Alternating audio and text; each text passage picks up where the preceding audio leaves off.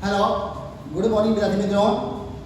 देखिए, मैंने इससे पहले पढ़ाया था आर्टिकल, ठीक है। वैसे तो ये बच्चों के 6 से लेकर 12 तक के बच्चों के लिए है, लेकिन जो मेन समझने वाले बच्चे हो वो 9 से 12 तक के बच्चों के लिए खास महत्वपूर्ण है। दूसरा, हमने इससे पहले जो आर्टिकल पढ़ा था वो इंग्लिश बेसिक का ग्रामर का पहला भाग था, ठीक है। आर्टिकल पढ़ने के बाद अब आता है आपके पास part of speech. Part of speech अंग्रेजी ग्रामर का बहुत ही महत्वपूर्ण भाग है। यानी कहते हैं कि कोई वाक्य बनता, सेंटेंस बनता है तो सेंटेंस में इन पार्ट ऑफ स्पीच का ही प्रयोग देखा जाता है, यही आता है। एक सेंटेंस में पार्ट ऑफ स्पीच के अनुसार ही वो कोई भी सेंटेंस बनता है, इनके बिना कोई सेंटेंस बनेगा ही नहीं। तो इसके ग्रुप होते हैं, इसके समूह होते हैं। वो समूह को हमने 8 भागों में बांटा गया है। उन समूह को, उन पार्ट ऑफ स्पीच को हमने 8 भागों में बांटा गया है। तो पार्ट ऑफ स्पीच यानी हिंदी बोलेंगे शब्दों के भेद, शब्दों के प्रकार, शब्द कहाँ कहाँ रहेंगे, किस तरह रहेंगे, वो हम इसमें जानकारी पढ़ेंगे, बराबर। चलो, एक वाक्य में जो शब्द होते हैं, एक वाक्य होता है, एक सेंटेंस होता है, उसमें जो भी वर्ड होते हैं, जो भी शब्द होते हैं, उन शब्दों के जो नाम दिए जाते हैं, उन शब्दों के जो नाम दिए जाते हैं उन्हें कहते हैं शब्द भेद, अर्थात शब्दों के भेद। समझ आ गया? पार्ट ऑफ स्पीच, पार्ट मैंने भेद, प्रकार, है ना। पार्ट स्पीच वाक्य, शब्द, बराबर। तो शब्दों के भेद कि एक वाक्य में जो शब्द होते हैं उन शब्दों के जो नाम दिए जाते हैं उन्हें कहते हैं शब्द भेद, अर्थात शब्दों के भेद। तो ये शब्द भेद कितने हैं? प्रत्येक ग्रामर में, प्रत्येक व्याकरण में, अंग्रेजी ग्रामर में ये जो शब्द भेद है कितने हैं? तो part of speech are types of 8। कितने प्रकार के हैं? 8 प्रकार के हैं। 8 प्रकार के हमारे पास पार्ट ऑफ स्पीच है। अब एक 8 जो प्रकार है इनकी बहुत बड़ा कॉन्सेप्ट है, बहुत बड़ा अलग अलग पार्ट है इसके, लेकिन हमें इन 8 प्रकार को हमने अभी एक में ले लिया है। हम सिंपली तौर से तो समझाएंगे, हिंदी में पढ़ाएंगे, और एक क्या क्या है, ये किस तरह काम आते हैं, कहाँ पे लगते हैं, वो बताएंगे। दूसरी बात, तुम विषय 2 विषय पढ़ रहे हो, एक अंग्रेजी हो गया, एक सेम यही पार्ट ऑफ स्पीच, यही शब्दों के भेद हिंदी में भी हैं।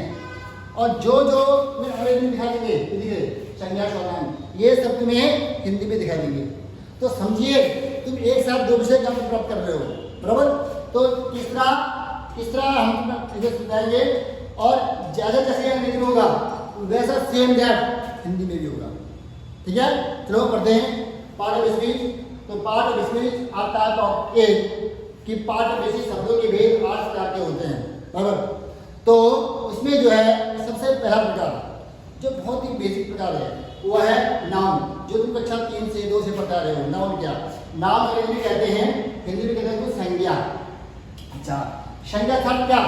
किसी की संज्ञा, संज्ञा क्या है? संज्ञा में बताते समय कि संज्ञा किसी का नाम हो, किसी का नाम हो, कोई स्थान हो, वस्तु हो, द्रव्य हो, धातु हो, बराबर। तो संज्ञा किसी व्यक्ति का नाम, स्थान, वस्तु, पदार्थ, धातु आदि के नाम को संज्ञा कहते हैं। प्राणी कोई सभी, जैसे राम, बेटे, शेर, सोना। सोना क्या? द्रव्य, है ना, द्रव्यवाचक, भाववाचक, व्यक्तिवाचक, है ना। इसके वो हमारा लंबा पढ़ना पड़ेगा इसको, अभी हम इसके साथ में ले रहे हैं। तो राम, दिल्ली, शेर, सोना, हाथी। बीच में कहा संज्ञा कहाँ पे लगता है? किसी भी वाक्य के पहला, किसी भी वाक्य का जो पहला जो शब्द होता है, जो पहला मुख्य कर्ता होता है, तो वही संज्ञा कहलाता है। राम घर जाता है। अच्छा, राम घर जाता है, तो अगर पूछेंगे हम कि राम घर जाता है, तो राम घर जाता है, इसमें संज्ञा क्या है? इसमें संज्ञा क्या है? तो हम नाम से समझ आएंगे, क्योंकि हमको पता है कि किसी व्यक्ति का नाम, किसी व्यक्ति का नाम है राम। राम कौन काम कर रहा है, कौन मुख्य है, कौन सब्जेक्ट है? राम है। तो राम के द्वारा कोई काम हो रहा है, तो सबसे पूछा कौन? राम है। तो यहाँ पे संज्ञा क्या आएगा? राम आ जाएगा, है ना। दूसरा, शेर। शेर एक बहादुर प्राणी है, शेर एक बहादुर प्राणी है। तो बहादुर कौन है? शेर है, शेर प्राणी है ना। कुर्सी अच्छी है, सुंदर है, सोना चमकता है, सोना चमकता है। ईमानदारी एक अच्छा भावाचे भी ईमानदारी, ईमानदारी का अच्छा गुण है। तो ईमानदारी भी क्या हो गई, संज्ञा हो गई।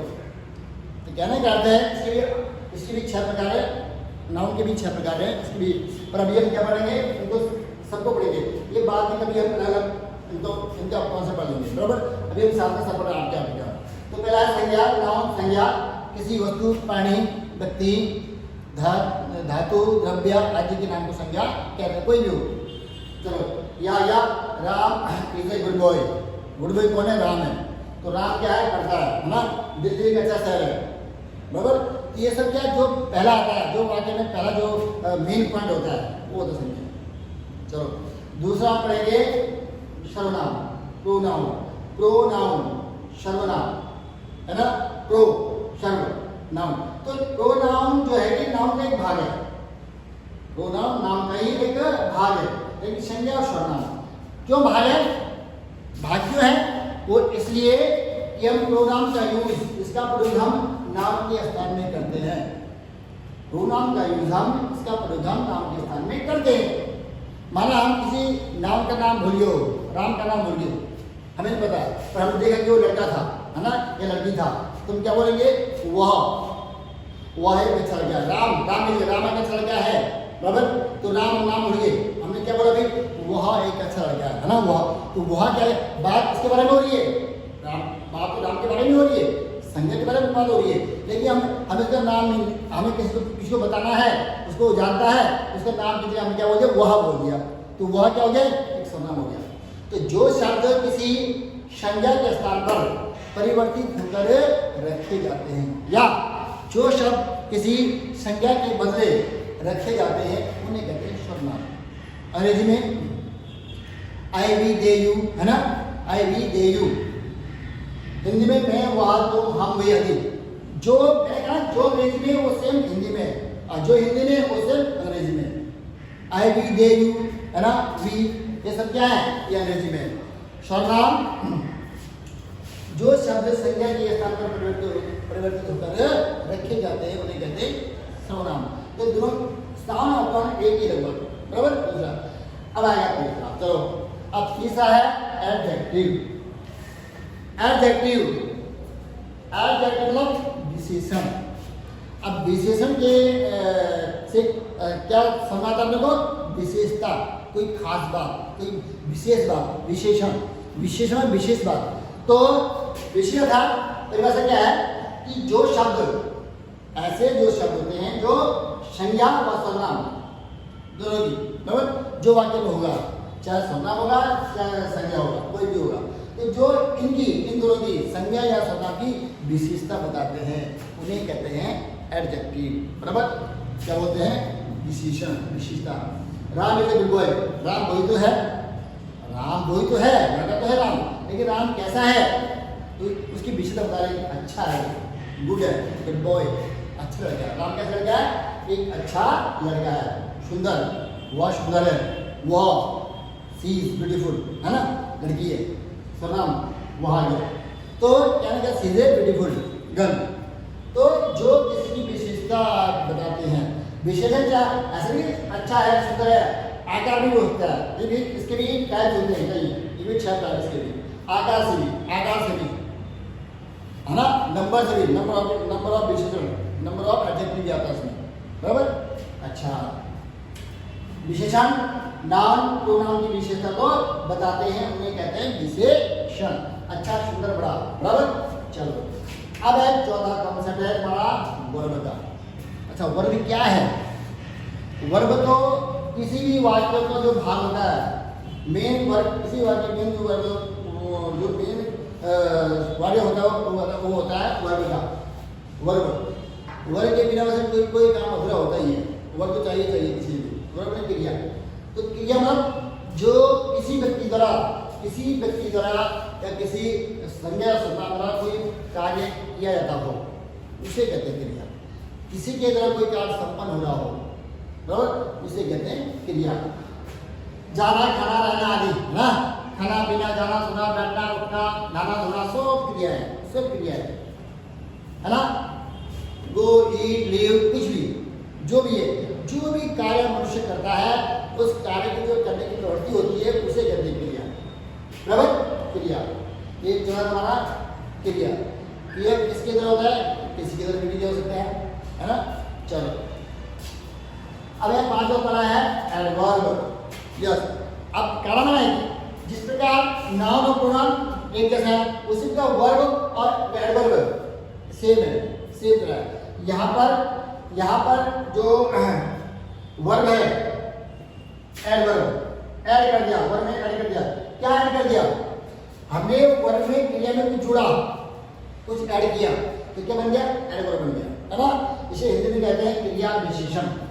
अच्छा, यहाँ पर तो क्रिया विशेषण, यहाँ पर जो विशेषता बता रही है किसकी, नाउन या प्रोनाउन की। एडजेक्टिव क्या कर रहा है, नाउन या प्रोनाउन की विशेषता बता रहा है। लेकिन यहाँ पे क्या हो रहा है, जो एडवर्ब है क्या कर रहा है, वो क्या कर रहा है, इस वर्ब की विशेषता बता रहा है। जो शब्द, जिस वाक्य में जो शब्द किसी वर्ब की क्रिया की विशेषता बताते हैं उसे बोलते हैं क्रिया विशेषण, है ना। हमारा हाथी चल रहा है, हाथी काम कर रहा है, वर्ब कर रहा है, क्रिया कर रहा है, किसकी जाना है, लेकिन वो चल कैसे रहा, क्योंकि चलने की प्रवृत्ति कैसी है, वो कैसे ना हो, धीरे धीरे, स्लोली, है ना। The elephant walk slowly, slowly मैंने धीरे धीरे चल रहा है, तो उसका क्रिया जो कर रहा है वो धीमी धीमी कर रहा है।